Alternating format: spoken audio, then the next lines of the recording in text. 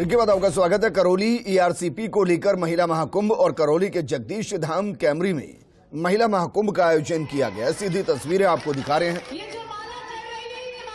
किसान नेता रामनिवास मीणा पहुंचे महिला महाकुंभ में। ईआरसीपी किसान विकास समिति के प्रदेश अध्यक्ष है रामनिवास। समिति के मुख्य संयोजक रविंद्र मीणा भी मौजूद हैं। ईआरसीपी को राष्ट्रीय परियोजना घोषित कराने के लिए एकता का शंखनाद यहां से फूंका गया।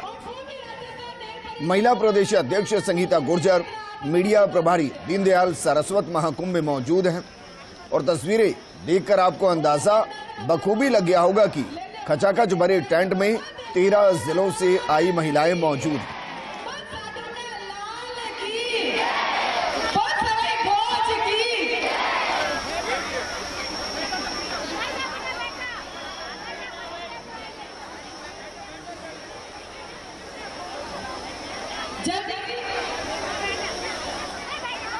मैं अपनी बात को समाप्त करूंगी।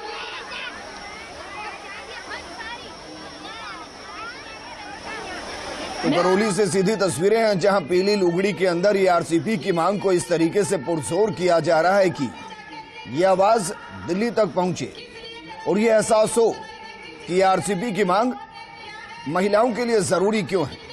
क्योंकि जब 13 जिलों के अंदर पानी आएगा तो प्यास बुझेगी, घर घर तक पानी पहुंचेगा और जब घर घर तक पानी पहुंचेगा तो खुशहाली आएगी और खुशहाली के प्रतीक ही घर के अंदर महिला होती है। और जब महिलाएं इस तरीके से आंदोलन की राह पर आ जाएं तो मान लीजिए कि जागृति अंतिम पायदान तक पहुंच चुकी है। परिवार में प्रथम मुखिया के तौर पर महिला होती है और महिलाओं का घर के आंगन से बाहर आकर आंदोलन की राह पर आना ये बताता है कि इन 13 जिलों के लिए ईआरसीपी कितनी जरूरी है। और इसीलिए करौली में ईआरसीपी को लेकर महिला महाकुंभ का आयोजन किया गया है। जिस तरीके से टेंट के अंदर महिलाएं नजर आ रही हैं, अमूमन इस तरीके की भीड़ और इस तरीके का समर्थन कई सभाओं में नजर नहीं आता। ये तस्वीरें वाकई में जागृति की वो पहचान जो बताती है कि ईआरसीपी का मुद्दा घर घर तक पहुंच चुका है। क्योंकि जब घर की महिला आंदोलन की राह पर इस तरीके से एकत्रित हो जाए तो मान लीजिए कि मुद्दा घर घर का हो चला है। करौली के जगदीश धाम कैमरी में ये महिला महाकुंभ हो रहा है और वहां से सीधी तस्वीरें आपको दिखा रहे हैं। किसान नेता रामनिवास मीणा महिला महाकुंभ में पहुंचे हैं। ईआरसीपी किसान विकास परिषद के समिति के प्रदेश अध्यक्ष हैं रामनिवास और समिति के मुख्य संयोजक रविंद्र मीणा भी मौजूद हैं। ईआरसीपी को राष्ट्रीय परियोजना घोषित कराने के लिए एकता का शंखनाद यहां से फूंका गया है और ये एकता का शंखनाद महिलाओं की तरफ से फूंका गया है। और किसी जंग में किसी मांग के लिए अगर महिलाएं अग्रिम पंक्ति का हिस्सा हो जाए तो उस मांग का पूरा होना जरूरी भी होता है और जिम्मेदारी भी। महिला प्रदेश अध्यक्ष संगीता गुर्जर, मीडिया प्रभारी दीनदयाल सरस्वत महाकुंभ में मौजूद हैं और ये जो खचाखच टेंट भरे हुए हैं महिलाओं की भीड़ से, उनके समर्थन से, उनकी इच्छा शक्ति से, उनकी जागृति से, उनके उस विश्वास से कि अगर हम एकजुट हो गए तो 13 जिलों की प्यास बुझाने वाली ईआरसीपी परियोजना को राष्ट्रीय परियोजना का दर्जा जरूर मिलेगा। चुनावी साल है और इस चुनावी साल में इस तरीके के समर्थन के अपने आप में बड़े मायने। जेपी नड्डा बीजेपी के राष्ट्रीय अध्यक्ष भरतपुर के दौरे पर हैं और इसी संभाग का हिस्सा है करौली।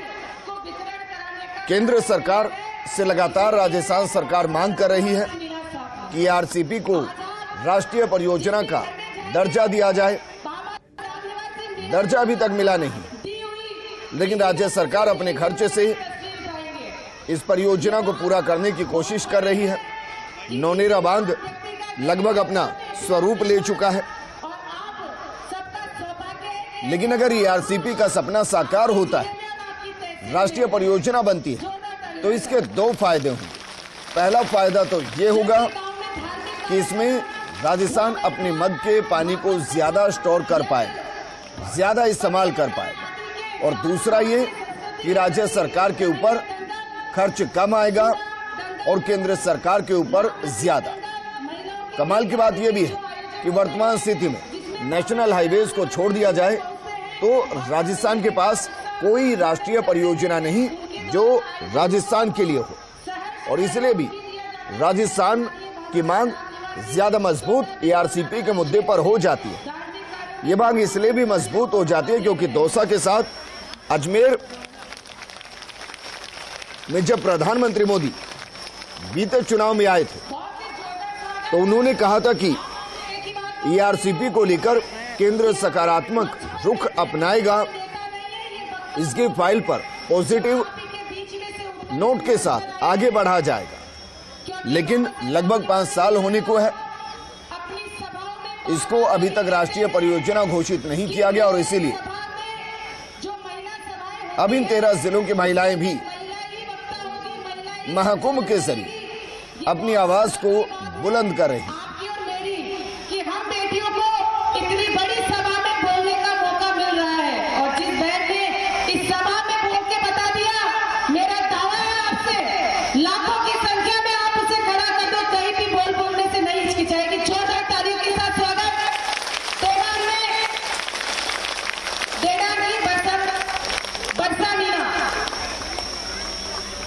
बरसा मीना का जोरदार स्वागत। ये छोटी बच्ची जो आपके पास बात रखना चाहती है, इसका जोरदार तालियों के साथ स्वागत कीजिए।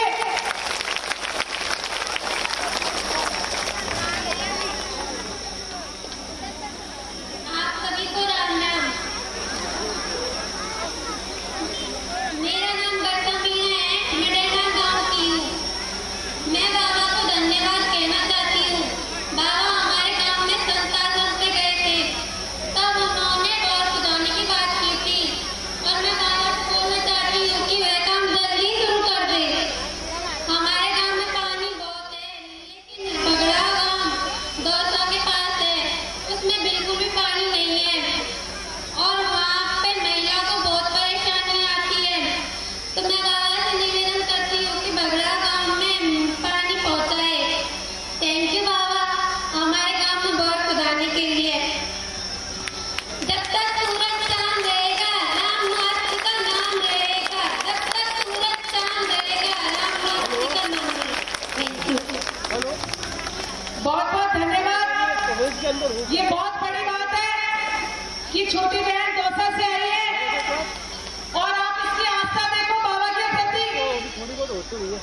यदि वास्तविकता कोई नेता होता है तो उसकी तहसील और उसके जीने के लोग ही उससे आस लगा के बैठते हैं, लेकिन इस बच्ची को भी पता है कि बाबा साहब रामनिवासी मीरा वो महापुरुष है कि यदि मैं अपनी बात जाके रखूंगी तो वो मुझे मना नहीं करेंगे।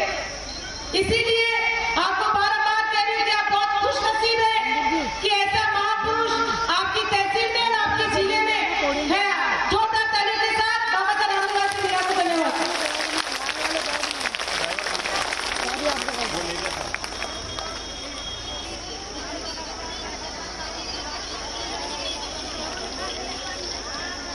बहुत जल्दी कट जाती है तुमको ताली बजाने में।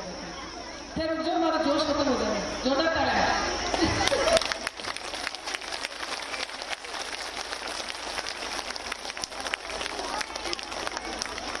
आपको बताना चाहूंगी, भामासा रामनिवासी मीना जी ने 50 से ज्यादा सरकारी स्कूलों में वाटर कूलर लगाए हैं, साथ ही बच्चों को बैठने के लिए फर्नीचर उपलब्ध कराने और स्कूलों में कमरों को निर्माण के साथ आवश्यकता सुविधाएं उपलब्ध कराने का भी बीड़ा उठाया। ये जानते हैं कि मेरी तहसील के बच्चे